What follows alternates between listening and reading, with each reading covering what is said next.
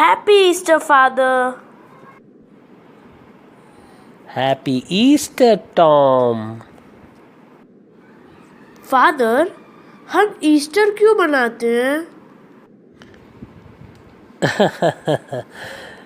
Easter हम इसलिए मनाते हैं कि हमारे प्रभु यीशु फिर से जी उठे और हमारी आशा को उन्होंने और बढ़ा दिया। तीसरे दिन प्रभु यीशु के मृत्यु के बाद जब लोग उनकी कब्र पर पहुँचे तो उन्होंने कब्र के ऊपर जो भारी पत्थर रखा हुआ था उसे एक तरफ लुढ़का हुआ पाया। जब वो अंदर गए तो वहाँ प्रभु यीशु का शरीर नहीं था और जो कपड़े थे जिसमें उन्हें लपेटा हुआ था वो भी एक तरफ तहा करके रखा हुआ था। कहते हैं उन्हें एक देवदूत नज़र आया जिसने उन्हें बताया कि यीशु तो स्वर्ग में जा चुके हैं, हम उन्हें यहाँ क्या ढूंढ रहे हैं। ईसा सप्ताह के प्रथम दिन प्रातः जी उठे। वे पहले मरियम मगदलीना को दिखाई दिए। ये वही थी जिसमें से प्रभु यीशु ने 7 अबदूतों को निकाला था। उसने जाकर उनके शोक मनाते और विलाप करते हुए अनुयायियों को ये सुखद समाचार सुनाया कि प्रभु जी उठे हैं। किंतु जब उन्होंने ये बात को सुना कि ईसा जीवित हैं तो वे विश्वास नहीं कर सके। एक और अनोखी घटना घटी थी। हताश और दुखी होकर यीशु के 2 शिष्य उनकी मृत्यु के बाद यरूशलेम से एमोस की तरफ चल दिए।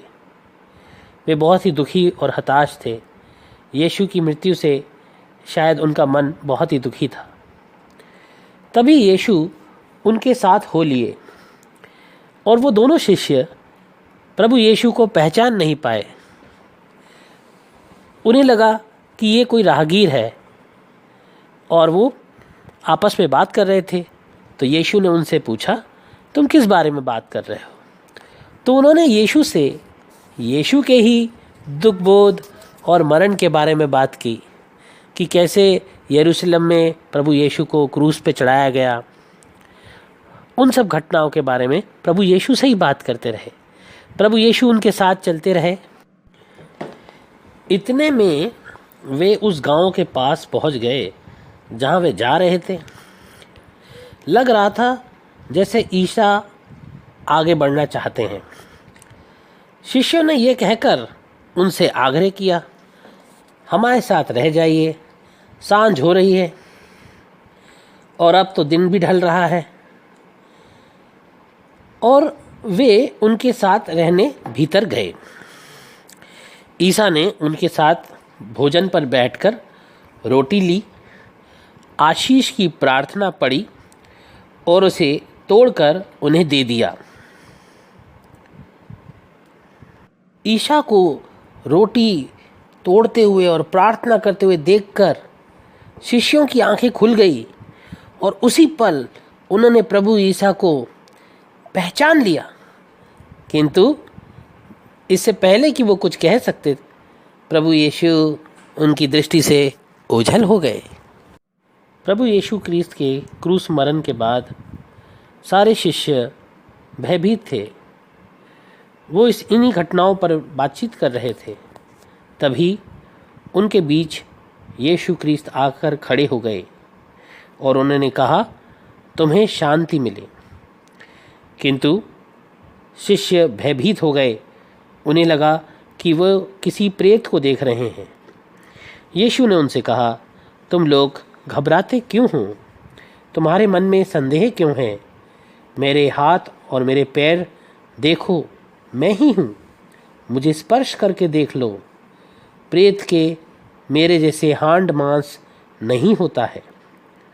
उन्होंने ये कहकर उनको अपने हाथ और पैर दिखाए। जब इस पर भी शिष्य को पूर्णतया विश्वास नहीं हो रहा था तो यीशु ने कहा, तुम्हारे पास कुछ खाने को है? और शिष्यों ने ईसा को, यीशु को भुनी हुई मछली का एक टुकड़ा दिया, जिसे उन्होंने लिया और उन शिष्यों के सामने खाया। प्रभु यीशु ने अपने दिव्य निर्देश शिष्यों को दिए और उसके बाद उनके बीच से वे निकल जाते हैं। किंतु उस दिन थॉमस नाम का शिष्य उनके बीच नहीं था, और जब वो वापस आया, दूसरे शिष्यों ने बताया प्रभु यीशु के दर्शन मिले हैं, तो वो विश्वास नहीं कर पा रहा था। उसने कहा, जब तक मैं प्रभु यीशु के बगल में हाथ न रख लूं और उनके हाथ और पैर के घावों को अपने हाथों से महसूस न कर लूं, तब तक मैं विश्वास नहीं करूंगा कि प्रभु यीशु वापस आ गए हैं। इस घटना के 8 दिन बाद शिष्य फिर से घर के भीतर थे, और इस समय थॉमस भी उनके साथ था। द्वार बंद होने पर भी प्रभु यीशु उनके बीच में आकर खड़े हो गए और बोले, तुम्हें शांति मिले। तब उन्होंने थॉमस से कहा, अपनी उंगली यहाँ रखो, देखो ये मेरे हाथ हैं। अपना हाथ बढ़ाकर मेरी बगल में डालो और अविश्वासी नहीं बल्कि विश्वासी बनो। थॉमस ने उत्तर दिया, मेरे प्रभु, मेरे ईश्वर। तब यीशु ने उससे कहा,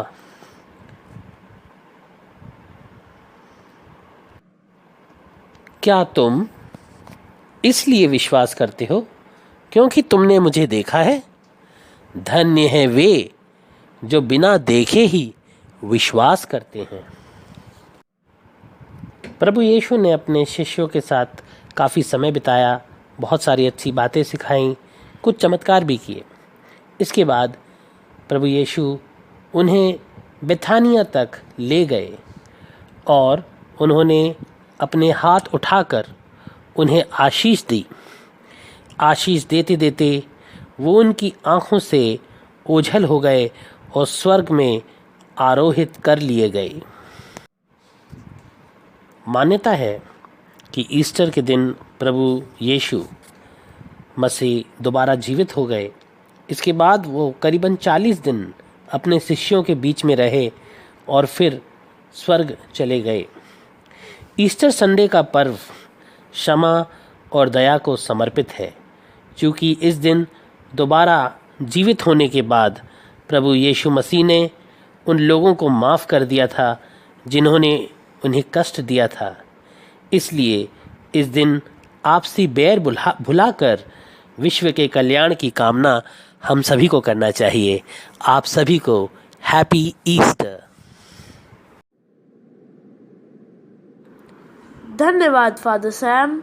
एक बार फिर से happy Easter. Bye bye father Sam. Bye bye. Subscribe to our channel, like this video and share it. Goodbye. Thanks for watching. Stay tuned with us.